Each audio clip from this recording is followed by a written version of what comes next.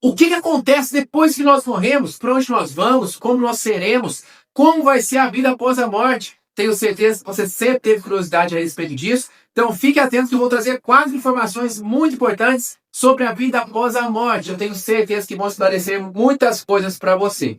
E antes de nós partirmos para o conteúdo da explicação, quero deixar claro que sempre que eu posto algum vídeo sobre isso, as pessoas me perguntam: Flávio, como é que você sabe se você nunca morreu? Será que isso está certo? Será que isso é errado? Será que é assim mesmo? Meu irmão, minha irmã, é claro que eu nunca morri, mas eu sei dessas informações que eu vou trazer para você, porque a igreja nos ensina. Assim como eu nunca vi Deus, mas eu sei que ele existe. Eu não acompanhei a escrita da Bíblia, mas eu sei que ela contém a revelação de Deus para nós. Eu sei que a Eucaristia é Jesus. Eu sei que nosso Senhor está vivo e ressuscitado no céu. Tudo isso e tantas outras coisas eu sei porque a Igreja Católica me ensina. Então fique tranquilo, tudo que eu vou trazer para você neste vídeo é o ensinamento da Igreja Católica. E a primeira coisa que eu acho maravilhosa é que depois da morte nós nos lembraremos de tudo. A partir da morte não acontecerá um reset da nossa memória, como muitas pessoas pensam, não é? Que eu vou morrer, depois eu acordo lá perdido. Ai, quem sou eu? Ai, o que aconteceu? Onde eu estou? Não é assim, não é isso que a igreja ensina. Esse é o magistério do Papa Leão V. Você pode, inclusive, pesquisar aqui na internet que você vai encontrar magistério do Papa Leão V sobre a vida após a morte. Então, a igreja nos ensina que a partir da morte do corpo, permanece a existência do nosso eu humano, que nós chamamos de alma. Permanece a nossa alma, dotada de consciência e vontade. Permanece o nosso eu de fato. Porque o Flávio não é o meu corpo. Eu estou aqui falando com você e eu sou o Flávio. Se eu rapar a cabeça, eu continuo sendo o Flávio. Se eu engordar 30 quilos ou emagrecer 30 quilos, eu continuo sendo o Flávio. Tantas pessoas que sofrem acidentes são mutiladas, perdem um membro, perdem às vezes o movimento, ficam paraplégicos, tetraplégicos, continuam sendo a mesma pessoa, porque o nosso eu é a nossa alma. Então, depois da morte, nós permanecemos na alma com a nossa consciência e vontade. Nos lembraremos de tudo. Como eu disse, é o magistério do Papa Leão V. E para além daquilo que ensina a igreja nos seus documentos, se você usar o seu raciocínio, você consegue entender que isso é verdade. Porque, vamos lá, nós somos cidadãos do céu. Deus nos criou para vivermos com Ele na glória do céu. Mas nos cria aqui neste mundo que passa. Por quê? O que é que nós estamos fazendo aqui neste mundo passageiro?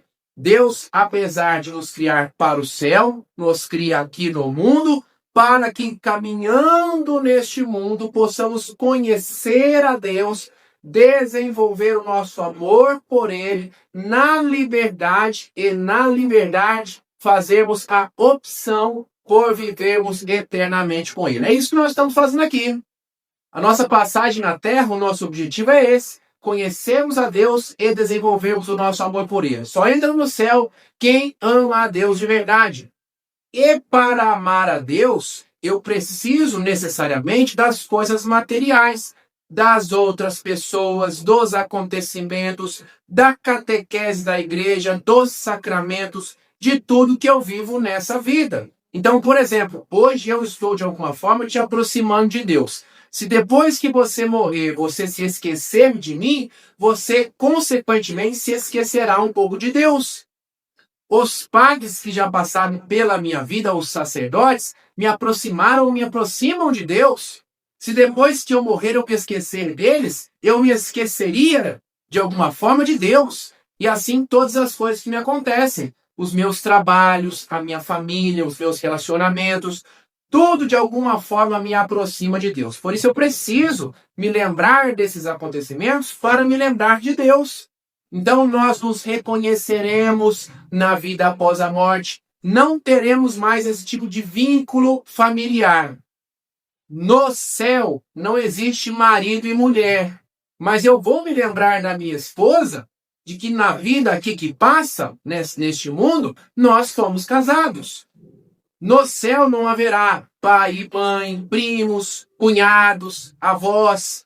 Mas nos lembraremos deste vínculo. Quando eu estiver no céu, Eu vou reconhecer os meus pais que já morreram. Eu vou reconhecer os meus filhos que um dia morrerão. Todos seremos filhos de Deus, mas nos reconheceremos. Isso será uma maravilha. Então, quando eu vejo alguém que parte, como os meus pais já partiram, não é um adeus que eu digo, é um até breve, é um até logo. Já já nos encontraremos de novo, já já estaremos juntos. Calma, na alegria que não tem fim, na alegria que nunca acaba, na alegria verdadeira lá no céu, na casa do nosso Pai, juntos de Jesus, juntos da Virgem Maria, de São José. Já imaginou a alegria que será isso?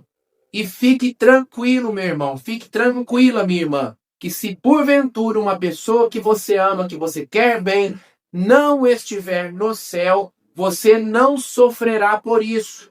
Porque no céu não há lágrimas, no céu não há tristeza, não há lamentações, no céu só há alegria. Então faça tudo para que você e as pessoas que você ama vão para o céu. Esse é o nosso combinado, precisa ser o nosso combinado. Eu quero me encontrar, como eu disse, com os meus pais que já faleceram, mas a única forma disso acontecer é se eles estiverem no céu e eu também for para lá. Então, esse tem que ser o nosso objetivo. Mas não se preocupe se aquela pessoa, infelizmente, como é o caso, muitos se perdem, muitos são condenados ao inferno. Se aquela pessoa não estiver no céu, pela visão que você terá de Deus, Deus nos preencherá por completo. Nada ficará de vazio, de carência no nosso coração, porque nós veremos Deus e Deus será tudo em nós na glória do céu. Então, no céu, só alegria. No céu, não há lágrimas. No céu, tudo é perfeito pela graça de Deus. A segunda informação muito importante a respeito da vida após a morte é que o julgamento pessoal, o julgamento individual, acontece imediatamente após a morte. É isso que está na Bíblia, inclusive, em Hebreus capítulo 9, versículo 27. Está determinado que os homens morram uma só vez e logo em seguida vem juízo. Hebreus capítulo 9, versículo 27. E aqui, com este único versículo, nós derrubamos duas heresias gravíssimas. Primeira heresia da reencarnação, que o homem morre, depois nasce, morre de novo, nasce, morre de novo e etc. Isso não existe. Isso é mentira. Isso não é o ensinamento de Deus. Não acredite nessa doutrina diabólica, nessa doutrina espírita. Por isso que um cristão nunca pode ser espírita. Está determinado que os homens morram uma só vez e logo em seguida vem o juízo. Segunda coisa que os protestantes pregam, que aqueles que morrem permanecem dormindo. Isso não é verdade, isso é mentira. Acabei de ler, está na Bíblia. Você não pode fazer uma leitura seletiva. Ah, este versículo eu acredito, este versículo você esconde porque não vai de acordo com as minhas concepções, não vai de acordo com os meus gostos e caprichos. Você não pode ler a Bíblia dessa forma. Ou você lê como um todo, ou então você descarta a Bíblia como um todo. Tem gente que gosta de bater na tecla que tudo tem que estar na Bíblia. Tudo tem que estar na Bíblia, mas aquilo que está na Bíblia, você varre para debaixo do tapete. Então, logo depois da morte, vem o juízo, o julgamento pessoal. Hebreus capítulo 9, versículo 27. E nesse julgamento pessoal, onde estarei somente eu e nosso Senhor Jesus Cristo, ficará definido inferno, céu ou purgatório. Sendo que céu e inferno são realidades definitivas e purgatório é uma realidade passageira, o julgamento pessoal. E depois da vinda de nosso Senhor Jesus Cristo, a sua segunda vinda, a sua vinda gloriosa, acontecerá a ressurreição da carne e o julgamento final. Por isso que nós professamos no credo, inclusive, cremos nosso Senhor Jesus Cristo, que padeceu sob Pôncio Pilatos, morreu, foi sepultado, ressuscitou e de novo há de vir em sua glória para julgar os vivos e os mortos. O seu reino não terá fim. Como é que é isso? Acontece um julgamento, depois vai acontecer outro? Vamos lá para você entender. Primeiro, o segundo julgamento, o julgamento final, não virá para modificar o resultado da sentença, digamos assim. Não há como uma pessoa que estava no céu pelo julgamento pessoal, depois vem Jesus na sua glória, acontece a ressurreição da carne. Nossa, cometemos um erro, pai, cometemos um erro. Aquela pessoa que estava no céu, na verdade, tem que estar no inferno. Isso não acontece. Nem quem está no inferno pode ir para o céu. A sentença permanecerá a mesma, mas no julgamento final acontecerá a ressurreição da carne. Quando eu morrer, se eu morrer hoje, eu vou para o céu. Acontece o julgamento. Não vou nem dizer as outras hipóteses, porque eu creio na minha ida para o céu, não pelos meus méritos, mas pelos méritos de nosso Senhor Jesus Cristo. Então eu vou para o céu. Em alma, não em corpo. Meu corpo vai para o cemitério e vai ser comido pelos vermes. Quando nosso Senhor Jesus Cristo vier na sua glória, eu vou ressuscitar no corpo, eu terei um corpo e você terá um corpo de carne. Não será um corpo mortal, fraco, como esse. Será um corpo glorioso, que não sente fome, que não sente sono, que não sente sede, que não sente dor, que não fica doente. Mas eu terei carne e ossos. Serei um ser humano uno, como nós somos, corpo e alma, dual, com duas realidades, corpo e alma, mas um ser humano. Nós ressuscitaremos para recebermos na carne por aquilo de bom ou de ruim que tivermos feito nessa vida. Então as pessoas que estarão no céu receberão as glórias, as delícias do céu na carne, no corpo e na alma.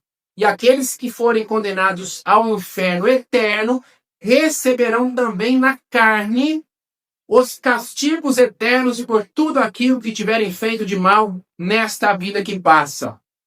No julgamento final, na ressurreição da carne. Ficarão, inclusive, conhecidas todas as boas obras e más obras de todos no julgamento final. E o que é que pode ser acrescido, acrescentado a cada um de nós, tanto para aqueles que estiverem no céu, quanto para aqueles que estiverem no inferno? As consequências dos seus atos do período entre a sua morte e o julgamento eterno, e o retorno glorioso de nosso Senhor Jesus Cristo. O que quer dizer isso? Perdão. Eu estou aqui gravando este vídeo para você. Estou evangelizando, como tantos outros materiais que eu já tenho na internet. E aí, suponhamos, eu morra hoje. Tenho meu julgamento pessoal, Jesus determina, o Flávio vai para o céu. Só que Jesus só vai voltar no seu retorno glorioso daqui 100 anos. Suponhamos. Nesse período de 100 anos, os meus vídeos continuam rodando na internet e evangelizando e ajudando outras pessoas.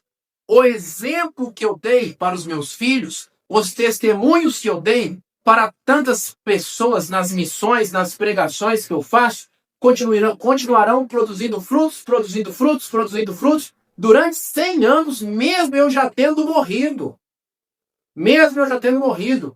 E aí, então, lá no julgamento final, isso acrescentará na minha glória no céu, na sua glória no céu, tanto para as coisas boas quanto para as coisas más.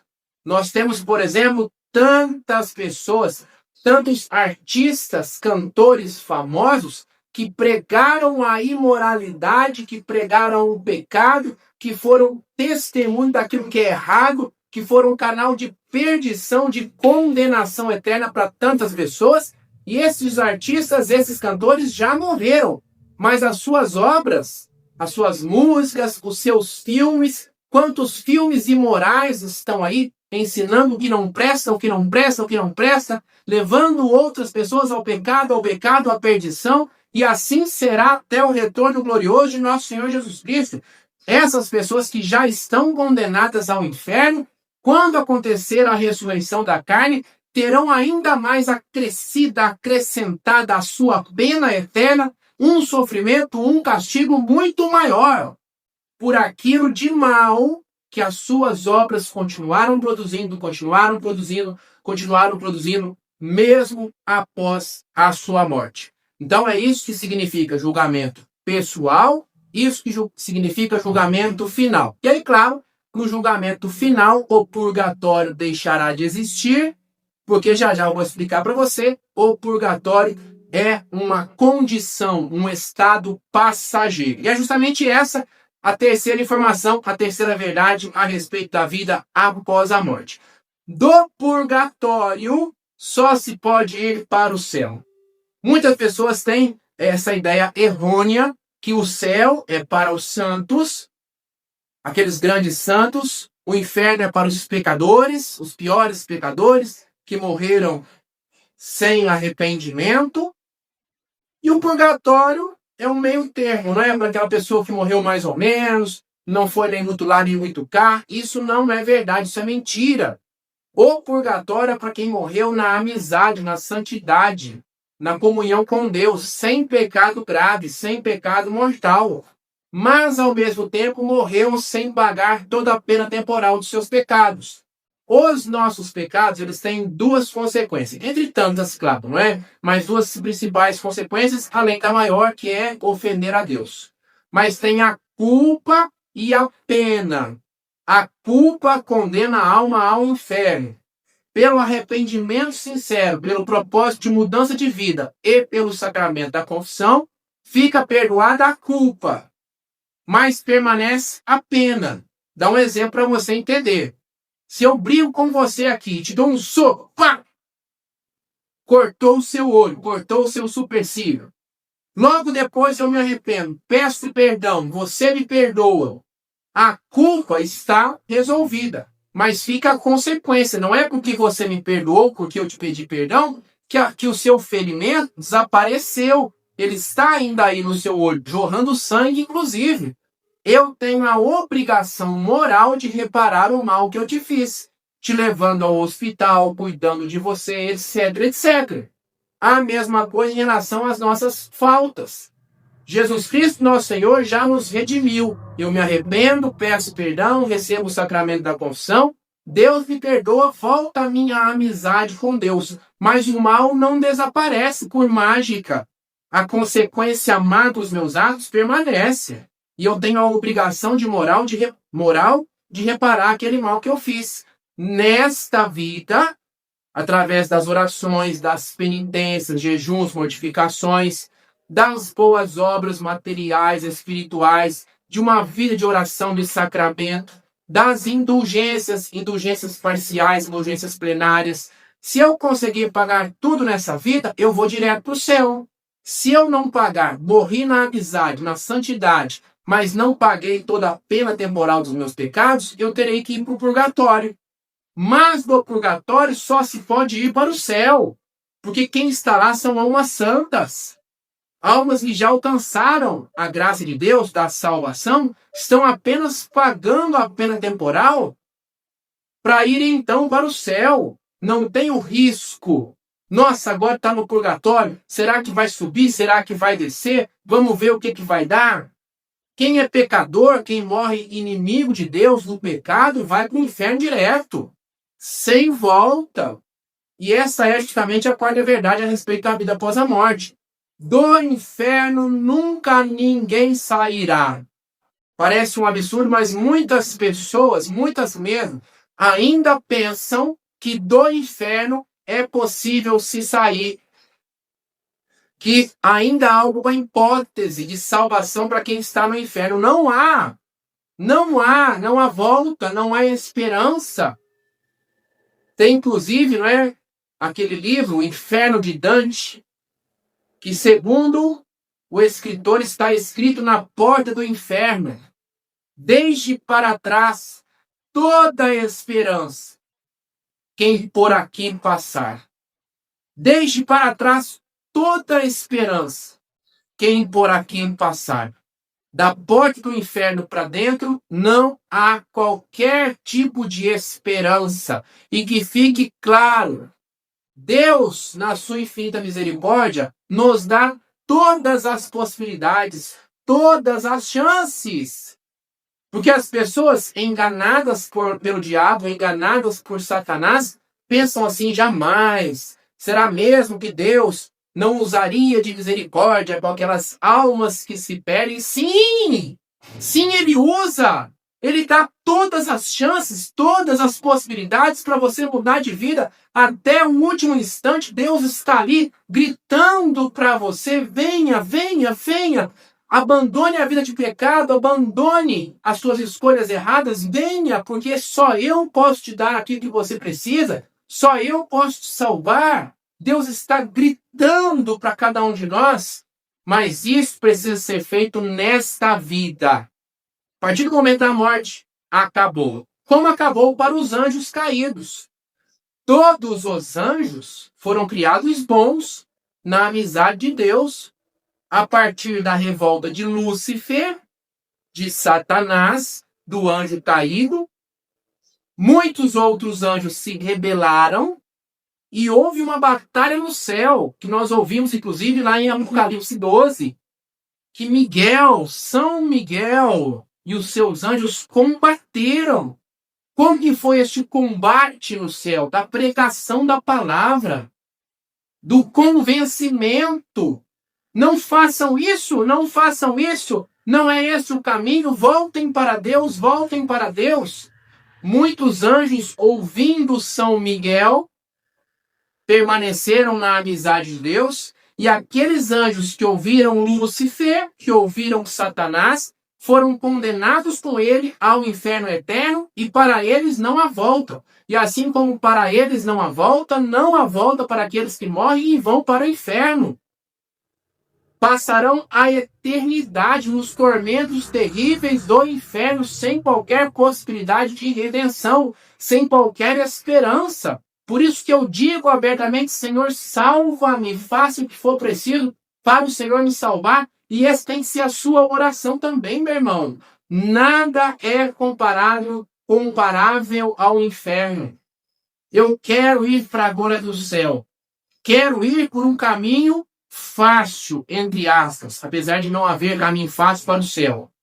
Mas eu quero ter uma boa morte, quero ter uma boa vida e ir para o céu pela minha submissão, pela minha humildade, pela minha obediência a Deus. Mas, se a única forma que Deus tiver de me salvar depois de esgotada todas as possibilidades for me dar uma doença terrível, eu quero essa doença terrível para eu ir para o céu. Me salva, Senhor. Se a única forma, depois de esgotada todas as possibilidades, for eu morrer queimado, eu quero morrer queimado para ir no céu. Eu quero ter qualquer coisa nessa vida. Se essa for a única forma de me salvar, eu abro mão de tudo dessa vida. Senhor, me salva. Porque o inferno é algo impensável. É algo assim que não dá nem para explicar. É o tormento, um tormento eterno sem volta. E preste atenção, assim como no céu, a glória não será igual para todos. Quanto mais você for santo nessa vida, maior será a sua glória no céu. A mesma coisa no inferno. Quanto mais pecador uma pessoa for, quanto mais maldades uma pessoa fizer nessa vida, maior será o castigo dela no inferno. Os castigos do inferno não são iguais para todos. Existem aqueles tormentos reservados para aquelas pessoas piores, proporcionalmente ao de bom que tiverem feito ou aquilo de mal que tiverem feito. Este é o ensinamento da igreja a respeito da vida após a morte, que nós possamos pensar nisso, refletir sobre isso todos os dias da nossa vida e estarmos preparados para ela. São Lourenço dizia: a morte olha para nós a todo instante.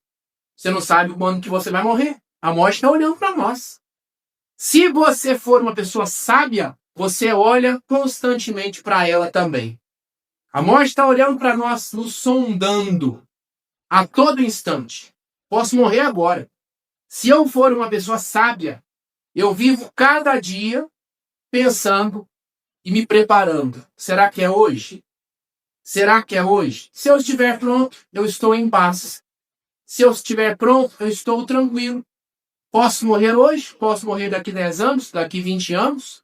Quando a morte me encontrar, eu estarei preparado para entrar na glória, para alcançar a plenitude da graça, para viver nas alegrias eternas do céu. E agora me conte aqui nos comentários, por favor, o que é que te chamou mais atenção deste vídeo. O que é que você gostou de aprender? O que é que te chamou mais atenção? Conte aqui nos comentários para mim, por favor. E se você tiver outra dúvida a respeito da vida após a morte, escreva também nos comentários, que com grande alegria eu vou te responder. E, por favor, deixe o seu like, o seu joinha e compartilhe este vídeo. Quantas pessoas precisam receber essas explicações? Este vídeo pode ser e será canal de graça, de salvação para muitas pessoas. E para que este vídeo chegue até elas, eu preciso de você. Muito obrigado, beijão e até a próxima. Fique com Deus.